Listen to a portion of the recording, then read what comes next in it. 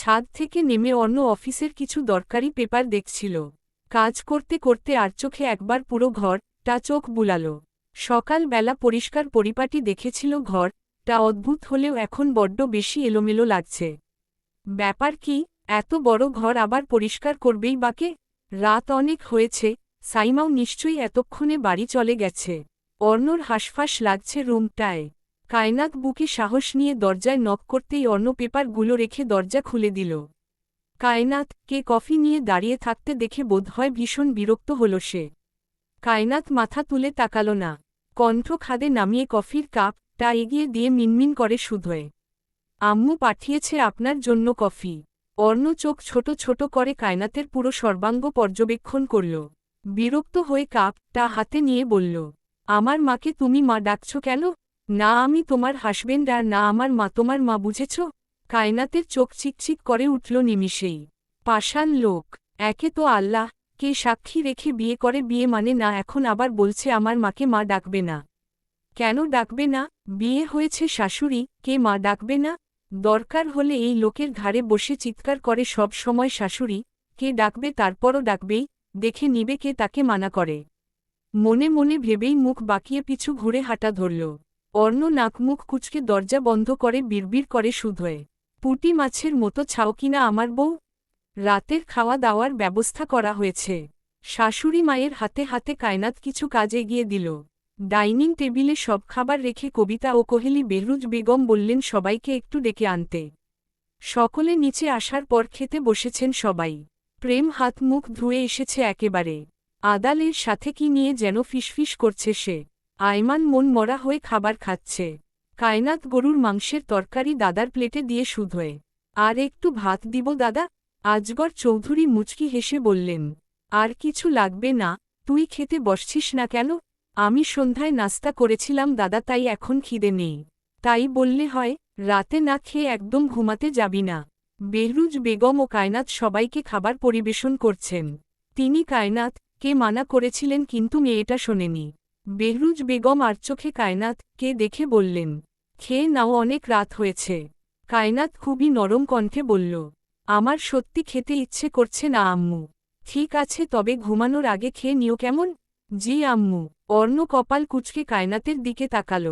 পাক্কা গিন্নি সেজে দাঁড়িয়ে আছে।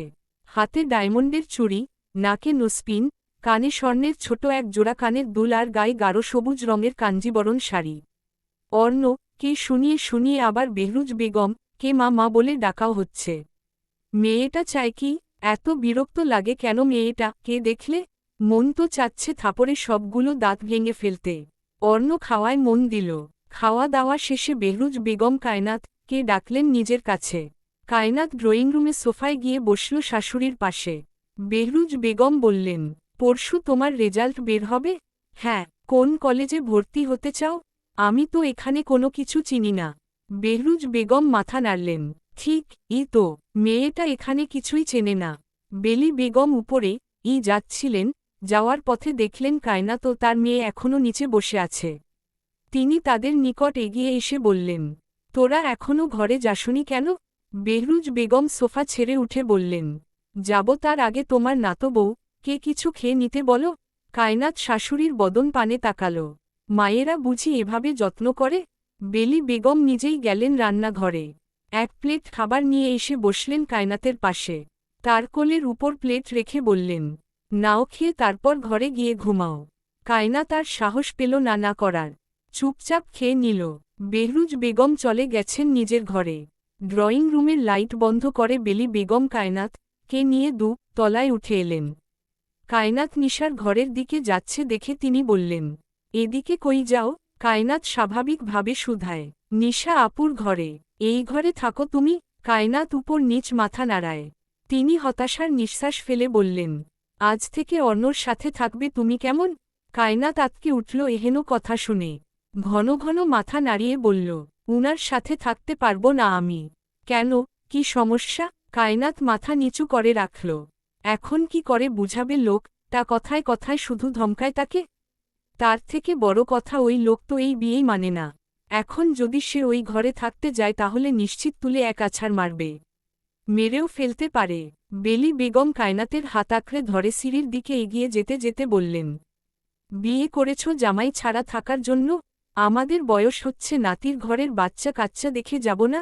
কায়নাতের রুহুর পানি শুকিয়ে এলো বেলি বেগমের কথা শুনে। মহিলা বলে কি এসব? যেখানে বিয়ের কোনো ঠিক ঠিকানা নেই সেখানে তিনি বাচ্চা কাচ্চা নিয়ে ভাবছেন? এই কথা যদি অন্য শোনে তাহলে কি হবে? কায়নাতের হাত পা কাঁপতে শুরু করল। শাড়ির কুচি ভালো করে ধরে বলল, নানি আমি ওই ঘরে যাব না। কেন যাবে না?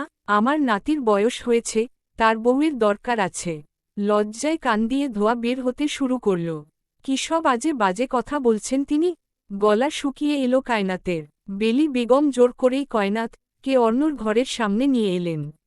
কায়নাতের মাথায় বড় করে ঘোমটা দিয়ে বললেন, এখন একদম নববধূ লাগছে, বলেই মুচকি হাসলেন। অর্ণর দরজায় নক করার খানিকক্ষণ পর অর্ণ এসে দরজা খুলে দিল। দরজা খুলে দেখল নানি আর কায়নাত দাঁড়িয়ে আছে। সে ভ্রু যুগল কুচকে শুধোয়। ও আট! বেলি বেগম অর্ণকে সাইড করে কায়নাতের হাত ধরে ঘরের ভেতরে ঢুকলেন। ঢুকেই দেখলেন ঘরটা ভীষণ এলোমেলো হয়ে আছে। তিনি বোধহয় মনে মনে হাসলেন। গম্ভীর মুখ করে অর্ণর দিকে তাকিয়ে বললেন, ওয়াট আবার কি? তোমার বউ কে দিতে এলাম তোমার কাছে। অর্ণ বিরক্তকর মুখ ভঙ্গি করে শুধায়, প্লিজ রাত করে আমার মেজাজ খারাপ করো না তুমি। এই বিয়ে আমি মানি না, আর না এই মেয়েকে নিজের বউ মনে করি। বেলি বেগম চোখ ছোট ছোট করে বললেন, সত্যি তো? তোমার কি মনে হচ্ছে মজা করছি আমি? একদম নয়, তবে আজ কারোর ঘরেই জায়গা নেই ভাই, তাই তোমার বউকে তোমার কাছেই রাখতে হবে। পারবো না আমি। বের করে দাও ওকে বাড়ি থেকে। কায়নাত দাঁতে দাঁত চাপল। কত বড় ধরিবাজ লোক ভাবা যায়! বিয়ে করা বউকে নাকি বাড়ি থেকে বের করে দিবে। সে অবিশ্বাস্য কাণ্ড করে বসল। কোমরে হাত দিয়ে চোখ পাকিয়ে বলল, আপনার সাহস তো কম নয়, আপনি আমাকে বাড়ি থেকে বের করে দিতে বলছেন? তাহলে কি মাথায় তুলে নাচব? দরকার হলে তাই করবেন। Shut up nonsense. চুপসে গেল কায়নাতের আনন। এতক্ষণ কার সাথে গলা তুলে কথা বলছিল সে? শুকনো ঢোক গিলল বেচারি। বেলি বেগম হালকা কেসে উঠলেন কায়নাতের রাগ দেখে। অতপর গম্ভীর কণ্ঠে বললেন, আমার কথা আমি বলে গেলাম, কায়নাত তোমার ঘরেই থাকবে। বলেই তিনি প্রস্থান করলেন ঘর থেকে। কায়নাত আর সাহস পেল অর্ণর দিকে চোখ তুলে তাকানোর। লোকটা নিশ্চিত চোখ পাকিয়ে তাকিয়ে আছে। ওই চোখে চোখ রাখার সাহস তার নেই। বিষের থেকেও বেশি বিষাক্ত লাগে ওই চাহনি। অর্ণ কায়নাতের হাত খোপ করে ধরে ফেলল। চমকায় মেয়েটা। হতভম্ব হয়ে হাতের দিয়ে তাকিয়ে বলে ওঠে, আমাকে ছুলেন কেন? অর্ণ কায়নাতের ঘাড়ে এক হাত রেখে চোখ ছোট ছোট করে শুধায়, তুমি আমার বউ বললে না? তাহলে এখন বউয়ের কর্তব্য পালন করো। আমার তোমাকে প্রয়োজন। কায়নাত শুকনো ঢোক গিলে কাপা হাতে অর্ণর ঘাড়ে রাখা হাতটা সরাতে চাইল। অর্ণ ছাড়ল না, বরং দূরত্ব ঘুচাল। কায়নাত কাপা কণ্ঠে বলল, আমি আপনাকে চিনি না ভাইয়া, আমি কারোর বউ না, আর না আমার নাম কায়নাত। অর্ণ চোখ বন্ধ করে লম্বা শ্বাস টেনে কায়নাতের হাত টানতে টানতে ঘরের বাইরে এনে এক প্রকার ছুঁড়ে মারল। কায়নাত পড়ে যেতে নিলেও নিজেকে সামলে নিল। অর্ণ দাঁত পিষে বলল, আমার চোখের সামনে আসবে না কখনো, ননসেন্স। মুখের উপর দরজা লাগিয়ে দিল। কায়নাত স্বস্তির নিঃশ্বাস ফেলল।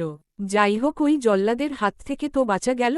এখন সে ঘুমাবে কোথায়? নিশার সাথে কোহেলি আর কবিতা আছে, আর অন্য রুমে নুসরাত আর নানি। তাহলে সে এখন ঘুমাবে কোথায়? এত বড় বাড়ি থাকা সত্ত্বেও গেস্ট রুমগুলো তালা মেরে রেখেছে কেন? কই, আজকে সকালেও তো সব ঘরের দরজাগুলো খোলা ছিল, তাহলে এখন কি হলো? কায়নাতের কান্না পাচ্ছে এই ভেবেই। উপায় না পেয়ে সিঁড়ির কাছে দেয়ালে হেলান দিয়ে বসে পড়ল মেঝেতে। কোন কপালে এমন একটা শ্বশুর বাড়ি পেয়েছিল কে জানে? দুনিয়ায় কি আর কোনো ছেলে ছিল না বিয়ে হওয়ার জন্য? প্রেম ঘর থেকে বেরিয়েছিল কফি বানানোর জন্য। ঘুম আসছিল না তার, তাই ভাবল এক কাপ কফি বানিয়ে আনলে ভালো হয়। ঘর থেকে বেরিয়ে সিঁড়ির কাছে আসতেই দেখতে পেল কায়নাত মেঝেতে বসে আছে। সে ভ্রু ভাঁজ করে এগিয়ে এলো। আশেপাশে তাকিয়ে বলল, ভাবি শুনছেন? কায়নাত চমকে পাশে তাকায়। কিছুক্ষণের জন্য মনে হয়েছিল অর্ণ দাঁড়িয়ে আছে সামনে, পরে ভালো করে তাকাতেই দেখল তার দামড়া ডাক্তার দেবর দাঁড়িয়ে আছে। সে উঠে দাঁড়াল, দৃষ্টি নিচে রেখে বলল, কিছু বলবেন? আপনি এখানে এত রাতে বসে আছেন কেন? বেলি বেগমের করা সকল কাহিনী খুলে বলল কায়নাত। প্রেম কপাল চাপড়ে বলল, উনিও যে কি করে, কি আর বলবো।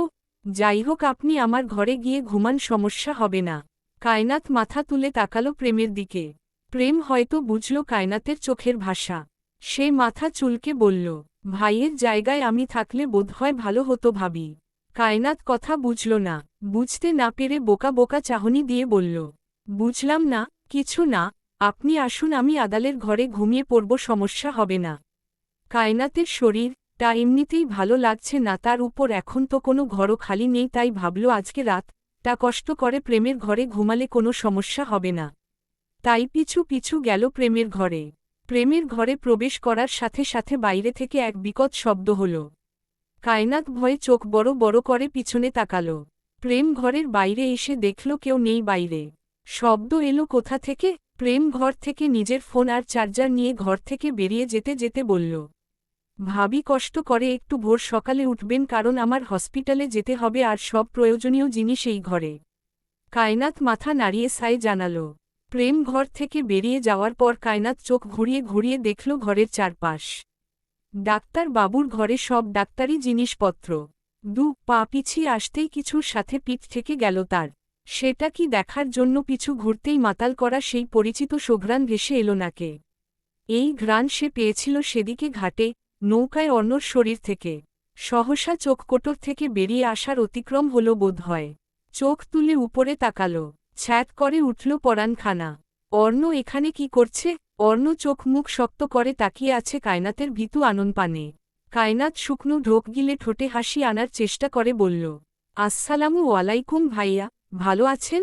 সালামের উত্তর দিবেন না ভাইয়া? এটা কিন্তু খুব খারাপ ব্যাপার। বলেই কায়নাত দু পা পিছিয়ে গেল। ভয়ে গলা শুকিয়ে কাঠ।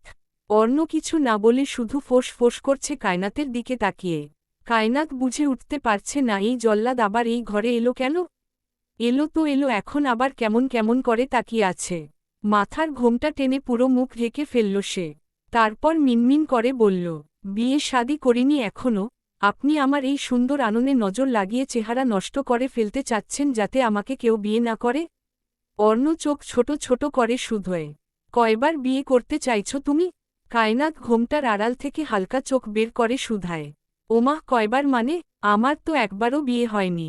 অর্ণ কিছুক্ষণ দাঁতে দাঁত চেপে দাঁড়িয়ে রইল সেখানেই। খানিকক্ষণ পেরিয়ে যেতেই হনহন করে ঘর থেকে বেরিয়ে গেল। যাওয়ার আগে ঘরের দরজাটা ঠাস করে লাগিয়ে দিল। চমকালো কায়নাত, বুকে থুথু দিয়ে বলল, খাটাস কোথাকার। কায়নাত ঘরের দরজা ভেতর থেকে লাগিয়ে ঘরের লাইট জ্বালিয়েই শুয়ে পড়ল বিছানায়। এত বড় বড় ঘর অন্ধকার হয়ে থাকলে নিশ্চিত কলিজা লাফিয়ে বের হয়ে হাতে এসে নাচানাচি করবে। কায়নাত গুটি মেরে শুয়ে পড়ল, চোখ বন্ধ করতেই রাজ্যের ঘুম এসে হানা দিল চোখ জোড়ায়। প্রেম আদালের ঘরে এসে তার সাথেই বিছানায় শুয়ে আছে। আদাল অর্ণর বিয়ের পুরো কাহিনী খুলে বলল আজ প্রেমকে। প্রেম বুকের উপর ফোনটা রেখে বলল, কট ম্যারেজ হোক কিংবা ইচ্ছে করে, আসল কথা হচ্ছে বিয়ে তো হয়েছে। আমার কেন বিয়ে হয় না? আমিও বিয়ে করতে চাই। আদাল নাকমুখ কুচকে তাকালো ভাইয়ের দিকে। প্রেমের পা ছায় লাথি মেরে বলল, বিয়ের জন্য এত পাগল কেন তুমি? প্রেম কটমট করে তাকালো। আদালের মাথায় থাপ্পড় মেরে বলল, বয়স দেখেছিস আমার? 29 পার হতে চলল। কয়েকদিন পর আমার এই সুন্দর রূপ বডি কিছু থাকবে? কোন শ্বশুর তার মেয়েকে আমার কাছে বিয়ে দিবে বল? তুমি যেই ছ্যাঁচড়ামি করতেছ না জানি বিয়ের জন্য মেয়ে দেখতে যাওয়ার দিন বলে বসো, মা আমি এখনই বিয়ে করব, তাড়াতাড়ি কাজী ডাকো। আবার এমনও হতে পারে সাথে করেই কাজী নিয়ে গেলে। প্রেম কিছুক্ষণ ঠোঁট কামড়ে কি যেন ভাবল, তারপর বলল, ভালো কথা বলেছিস, আইডিয়াটা কিন্তু ভালো বল। আদাল কপাল চাপড়ে শুধায়, বুঝেছি তোমাকে এইবার বিয়ে দিতেই হবে, না হলে তোমায় পাবনা ভর্তি করতে হবে। প্রেম দীর্ঘশ্বাস ফেলে শুধায়, আমার এই ছোট্ট মনের দুঃখ তুই বুঝলি না রে পাগলা। ভাইয়ের নাটক দেখে আদাল কাঁথা মুড়ি দিয়ে বিছানার এক কোণায় শুয়ে পড়ল। প্রেম পাত্তা না পেয়ে আদালকে একটা লাথি মারতেই বেচারা ঠাস করে ফ্লোরে পড়ে গেল। ব্যথাতুর আহাজারি করে উঠল সে। প্রেম মুখ বাঁকিয়ে কাঁথা শরীরে জড়িয়ে বলল, তোর কোনোদিন বিয়ে হবে না দেখে নিস। বেবি তুই নাকি কানাডা ব্যাক করবি শুনলাম। অর্ণ অফিস রুমে বসে বসে তার ফ্রেন্ড স্বার্থর সাথে কথা বলছিল। স্বার্থ, শেহের, মেহরাব ও অর্ণ একসাথে কানাডা থাকে। 4 বন্ধু মিলে একটা ছোট ডুপ্লেক্স বাড়ি কিনেছে। সেখানেই চারজন থাকে। অর্ণ কানে ফোন রেখে ল্যাপটপ অন করে শুধায়, সামনে মাসে ব্যাক করতে পারি। কেন আসছিস? মাত্রই তো গেলি, এখনো অনেক দিন ছুটি আছে। আমার কাজ নেই এখানে, তাই যাব। 6 বছর পর দেশে গেলি, আর মা বাবা ফ্যামিলি কে সময় দিবি না? অর্ণ চোখ বন্ধ করে চাপা নিঃশ্বাস ফেলে শুধায়, তোরা না আসছিস বিডিতে? হু, কবে? সামনে সপ্তাহে ফ্লাইট। শেহের কোথায়? ওয়াশরুমে গেছে। অর্ণ ছোট করে ওহ বলে চুপ করে গেল। স্বার্থ হয়তো কিছু বলার জন্য হাঁসফাঁস করছে। ধৈর্য ধরে থাকতে না পেরে বলল, ভাবি কে নিয়ে আসবি? কার ভাবি? তোর বউ। অর্ণ মুহূর্তেই রেগে গেল। কিছুটা রুষ্ট কণ্ঠে বলল, কি ভবি ভাবি লাগিয়ে রেখেছিস তোরা? আমি ওই পিচ্ছি হাঁটু সমান মেয়ে, তাকে বউ হিসেবে মানি না। স্বার্থ ফোনের ওপাশ থেকে মুখ বাঁকাল। তারপর কিছুটা স্বর টেনে বলল, তোর বাচ্চা বউয়ের ছবি দেখেছি বুঝলি?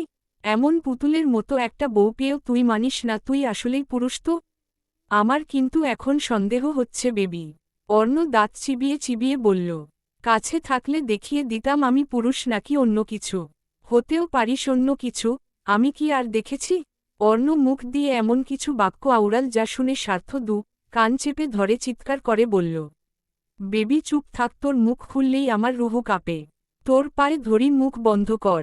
অর্ণ ঠাস করে কল কেটে দিল। যত সব ফালতু মানুষগুলো জুটেছে কপালে। সে চুলগুলো হাতের সাহায্যে পেছনে ঠেলে দিয়ে কাজে মন দিল। দরজায় নক হওয়ায় কাজে মনোযোগ রেখেই কাম ইন বলল, কায়নাত এসেছে অর্ণর অফিসে দুপুরের খাবার নিয়ে। ইচ্ছে করে আসেনি, বরং বেলি বেগম জোর করে খাবার দিয়ে সাথে ড্রাইভারকে পাঠিয়েছে। কায়নাত মাথায় এত বড় ঘোমটা টেনেছে যে তার নাকটাও দেখা যাচ্ছে না। সে গুটি গুটি পায়ে অর্ণর অফিস রুমে প্রবেশ করতেই অর্ণ চোখ তুলে তাকালো সামনে। গায়ের গয়না আর শাড়ি দেখেই চিনতে পারল এই বিচ্ছু মেয়েটা আসলে কে। অর্ণ অবাক না হয়ে পারল না। মেয়েটা কিনা অফিসও ছাড়ল না। সেই পিছু পিছু চলেই এলো। কায়নাত আশেপাশে কাউকে না দেখে মাথার ঘোমটা একটু উপরে টেনে সামনে তাকাল। অর্ণ রেগে তাকিয়ে আছে তার দিকে। কায়নাতের কাশি উঠে গেল এহেন চাহনি দেখে।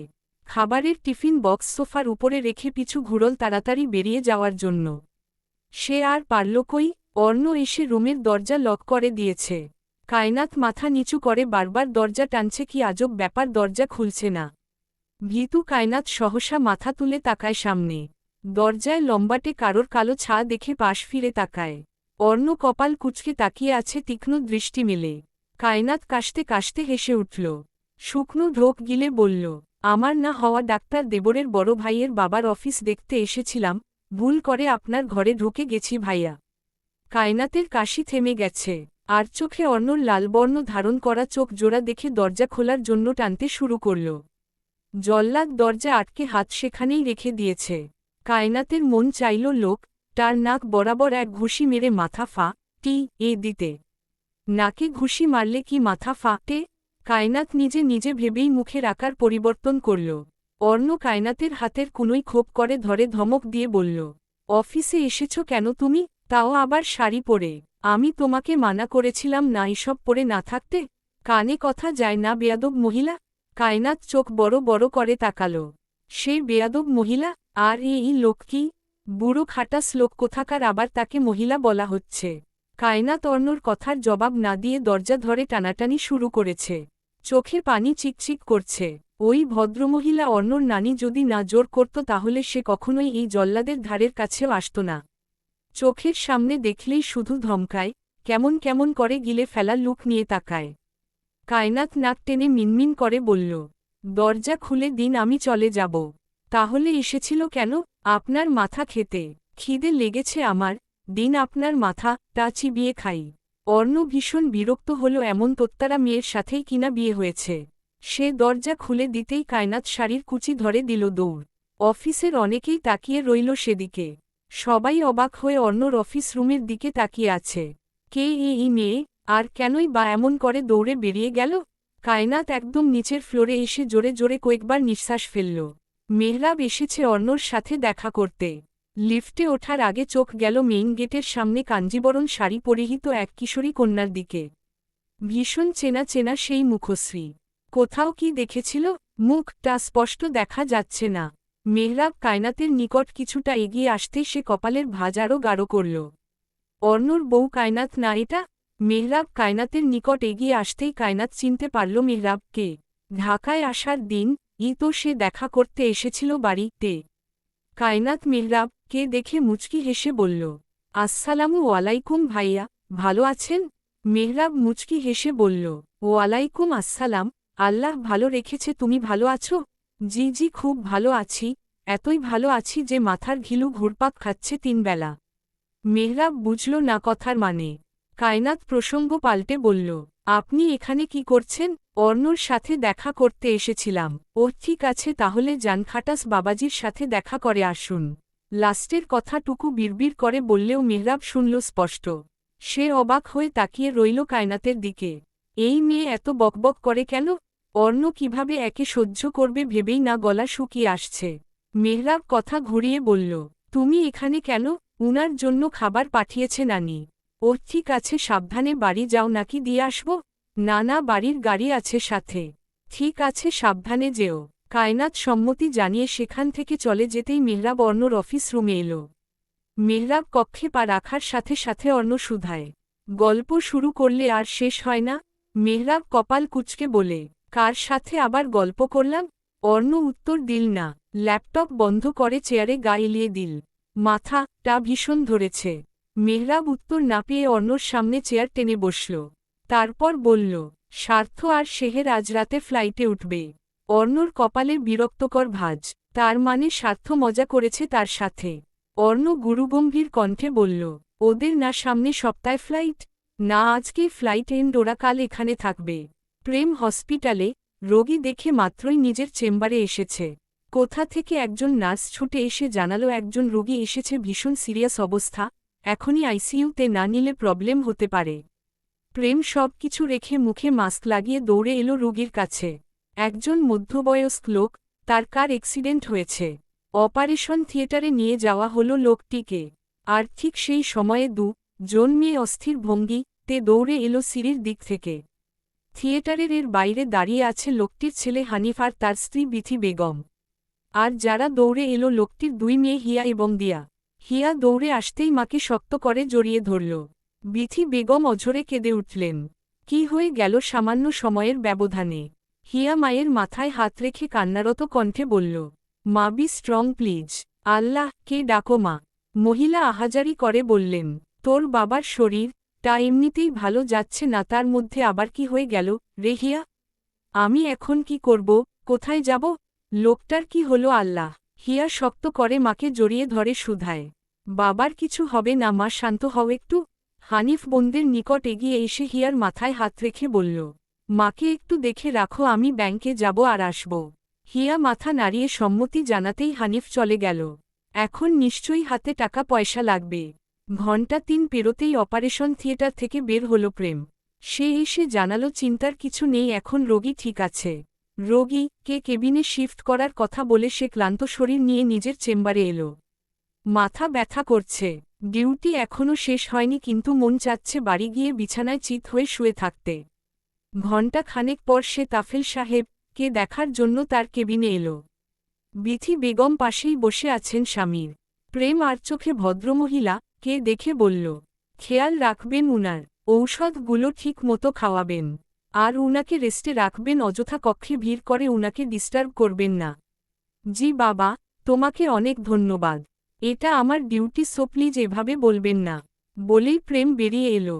দেখল করিডোরে মাথা চেপে বসে আছে এক তরুণী। গায়ে কালো রঙের বোরকা আর হিজাবটা মাথায় কোনোরকম প্যাঁচানো। চিন্তিত বদন। প্রেমকে কক্ষ থেকে বেরিয়ে আসতে দেখে সে তাড়াতাড়ি ভেতরে ঢুকে গেল। বাবার মুখটা এখন না দেখলে বোধহয় তাই বেরিয়ে যাবে। প্রেম নিষ্পলক চোখে সে দৃশ্য দেখল। দীর্ঘশ্বাস ফেলে হসপিটাল থেকে বেরিয়ে এলো। এখন রাত 9টার বেশি বাজে। বিরক্ত লাগছে, শরীর ম্যাচ করছে। বাড়ি গিয়ে লম্বা একটা শাওয়ার নিয়ে ঘুম দিতে হবে, না হলে শরীর ঠিক হবে না। কাল হসপিটালে সে আসবে না। চাপ নেই। চৌধুরী বাড়ির ড্রয়িং রুমে বাড়ির মেয়েগুলো শাড়ির দোকান নিয়ে বসেছে। কায়নাতের বাবার বাড়ি মানে মির্জা বাড়ি যাওয়ার সময় তত্ত্ব নিয়ে যাওয়া হবে। আর ওই বাড়ি যেহেতু অনেক মহিলারা আছেন, তাদের জন্য শাড়ি দেখা হচ্ছে। মার্কেটে গিয়ে আর সময় নষ্ট করতে চাননি বেহরুজ বেগম, তাই বাড়িতেই লোক আনিয়েছেন। কায়নাত চুপচাপ দেখে যাচ্ছে সব। বেলি বেগম ফোনে সময় দেখে কায়নাতকে বললেন, না তো বউ? কায়নাত জি বলে তার দিকে তাকালো। বেলি বেগম শাড়ি দেখতে দেখতে বললেন, আমার নাতি আসার সময় হয়েছে। ওর ঘরটা এলোমেলো দেখে এসেছিলাম, যাও গিয়ে পরিষ্কার করো। সে নোংরা পছন্দ করে না। নিশা শুধায়, যাও যাও ভাবি, না হলে ভাই কিন্তু রেগে যাবে। কায়নাত না করার সাহস পেল না। এই বাড়ির মানুষগুলো কেমন যেন এখন ভীষণ বিরক্ত লাগছে তার। কি এক জল্লাদের সাথে বিয়ে হয়েছে, ব্যাটার মুখ দিয়ে না একটু হাসি বের হয়ে আর না মিষ্টি কথা। সব সময় মুখটা প্যাঁচার মতো করে রাখবে আর কথায় কথায় ধমক দিবে। কায়নাত শাড়ির আঁচল মাথায় চেপে এলো ৩ তলায়। অর্ণর ঘরের দরজা চাপানো। কি আজব ব্যাপার, এই ঘরের দরজা সব সময় লাগানো থাকে, তাহলে আজ খোলা কেন? সে ঘরে ঢুকে দেখল বিশাল রুমটা আসলেই ভীষণ এলোমেলো হয়ে আছে। মাথার ঘোমটা খুলে আঁচল পেঁচিয়ে কোমরে গুজে পুরো ঘর পর্যবেক্ষণ করল। সাদা রঙের ঘরটায় সব সাদা সাদা আসবাবপত্র। সুন্দর ঘরটা। কায়নাত একে একে সব গুছিয়ে ঘরটা পরিষ্কার করে ফেলল। সোফায় রাখা পরিষ্কার জামাগুলো এলোমেলো হয়ে আছে এক গাদা। কায়নাত ভ্রু যুগল কুঁচকে তাকিয়ে রইল সেদিকে। ধোয়া জামা কাপড় এমন এলোমেলো কেন? সে সবগুলো বিছানার উপর এনে সুন্দর করে ভাঁজ করতে লাগল। অর্ণ ক্লান্ত শরীর নিয়ে ঘরে ঢুকে দরজা বন্ধ করে সামনে তাকাল। দেখল কায়নাত কোমরে আঁচল গুজে কাপড় ভাঁজ করতে ব্যস্ত। পুরো ঘর চোখ বুলিয়ে ফুঁসে উঠল সে। কত বড় সাহস তার ঘরে এসে তার জিনিসে হাত দিয়েছে এই পুচকে মেয়ে। অর্ণ ধূপধাপ পা ফেলে এগিয়ে এলো কায়নাতের নিকট। সামনে এসে ধমক দিয়ে বলল, হাউ ডেয়ার ইউ ননসেন্স! আমার ঘরে আসার সাহস কে দিয়েছে তোমাকে? কায়নাত চমকে তাকালো পাশে। এসে গেছে জল্লাদ। কায়নাত হতভম্ব হয়ে কোমর থেকে আঁচল বের করার আগেই কায়নাতের হাত আঁকড়ে ধরে দরজার কাছে নিয়ে এলো। দরজা খুলে ওকে ধাক্কা দিয়ে বের করে দিয়েও আবার সাথে সাথে টান নিয়ে ঘরের ভেতরে নিয়ে এলো। এহেন কাণ্ডে হকচকিয়ে গেছে বেচারি। প্রেম ভ্রু যুগল কুচকে ভাইয়ের দরজার দিকে তাকিয়ে রইল। হল কি মাত্রই সে বোধ হয় কায়নাতকেই ঘরের সামনে দেখেছে। কফি চাওয়ার আগেই সে উধাও হয়ে গেল। অর্ণ চোখ গরম করে কায়নাতের দিকে তাকিয়ে দাঁতে দাঁত চেপে বলল, কতবার বলেছি শাড়ি পরবে না? কথা কানে যায় না? কায়নাতও ফুঁসে উঠল। ঝাড়া মেরে অর্ণর হাত ছাড়িয়ে বলল, আপনার সমস্যা কি? শাড়ি পরি কিংবা অন্য কিছু পুরোটাই আমার ব্যক্তিগত ব্যাপার।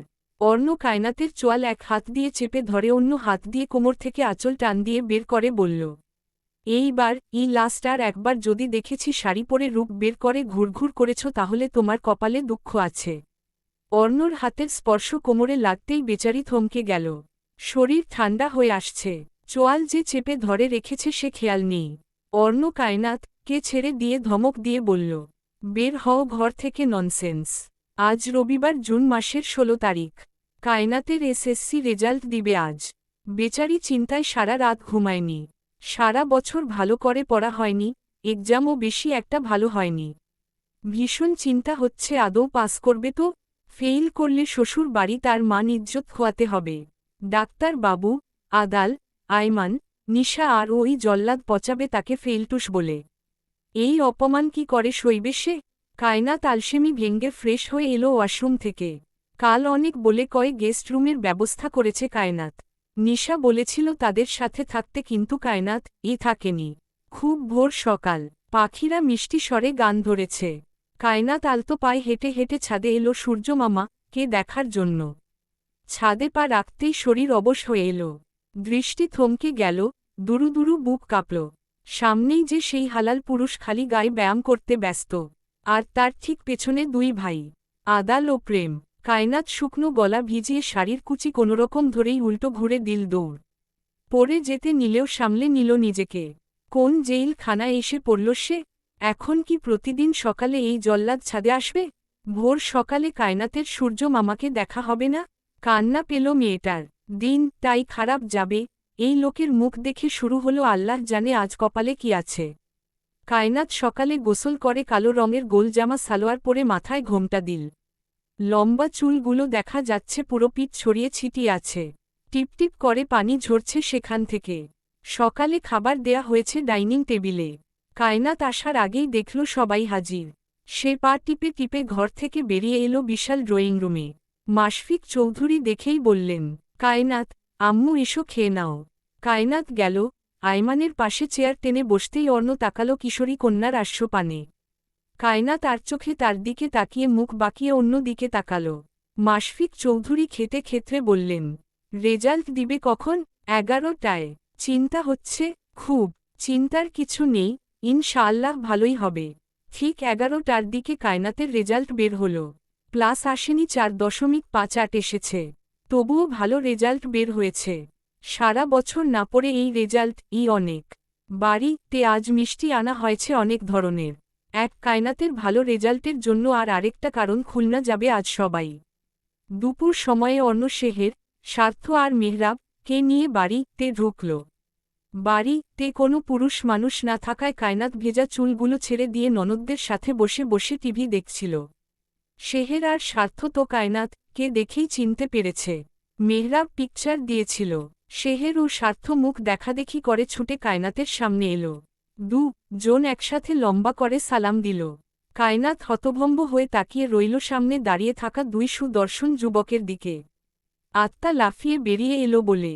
কায়নাত কে এমন পাথরের মতো বসে থাকতে দেখে শেহের শুধায়, ভাবি আসসালামু আলাইকুম। সালামের উত্তর নিন তাড়াতাড়ি। কায়নাত সালামের উত্তর নিয়ে চোখ ঘুরিয়ে অর্ণর দিকে তাকাল। অর্ণ দাঁত চেপে কায়নাতের চুলের দিকে তাকিয়ে আছে। কাশি উঠে গেল বেচারির। ওড়না দিয়ে মাথা ভালো করে ঢেকে সোফা থেকে উঠার দাঁড়াল। স্বার্থ শেহেরের কাঁধে হাত রেখে কায়নাতের দিকে তাকিয়ে বলল, বন্ধুর জায়গায় আমি হলে কবেই পোগারপার হয়ে যেতাম রেরর। শেহের ঝাড়া মেরে স্বার্থর হাত ছাড়িয়ে বলল, তুই ছুলেই আমি প্রেগন্যান্ট হয়ে যাব, যা সর দূরে যা। স্বার্থ হতবাক, বিস্মিত চোখে তাকাল শেহেরের দিকে। কিছুটা ভড়কে যাওয়া কণ্ঠে বলল, ছুলে প্রেগন্যান্ট হয়, তাও আবার ছেলেরা? হয়, তুই আমাকে টাচ করবি না, দূরে যা।